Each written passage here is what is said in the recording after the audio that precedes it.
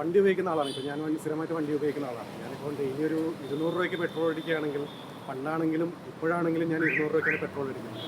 പക്ഷേ ആ പെട്രോൾ അടിയുടെ ആ ഒരു ക്വാണ്ടിറ്റി നമുക്ക് ശരിക്കും നമ്മളെ ബാധിക്കുന്നു. കാരണം നമ്മളിപ്പം നേരത്തെ 200 രൂപയ്ക്ക് അടിച്ചുകൊണ്ടിരുന്ന സമയത്ത് കിട്ടുന്ന ക്വാണ്ടിറ്റിയും ഇപ്പോൾ കിട്ടുന്ന ക്വാണ്ടിറ്റിയും തമ്മിൽ ഒരുപാട് വ്യത്യാസം സാധാരണക്കാരെ നന്നായിട്ട് ബാധിക്കുന്നുണ്ട്. കാരണം എന്താ വെച്ചാൽ ഈ ഒരു സമയത്ത് തന്നെ ഇവരുടെ ശമ്പളം അല്ലെങ്കിൽ ബാക്കിയുള്ള ഇതിനോ വർധനോ ഉണ്ടാവുന്നില്ല.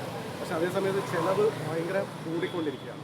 ഇന്ധന വില വർധന ശരിക്കും പറഞ്ഞാൽ നമ്മളെ എല്ലാ തരത്തിലും ബാധിക്കും. കാരണം ഈ പുറത്തുനിന്ന് വരുന്ന പച്ചക്കറികൾ, ബാക്കിയുള്ള ഈ പറഞ്ഞ പോലെ ഹോട്ടലിൽ സ്ഥിരമായിട്ട് ആശ്രയിച്ച് ഭക്ഷണം കഴിക്കുന്നവർ, ഇങ്ങനെയുള്ള ആൾക്കാർ ഇത് സ്ഥിരമായിട്ട് ബാധിക്കുന്നതാണ്. കാരണം ഇപ്പം ചായക്ക് 10 രൂപ ഉണ്ടായിരുന്നതാണ്, പിന്നെ അത് 12 രൂപയായി, ഇപ്പോൾ 15 ആയി.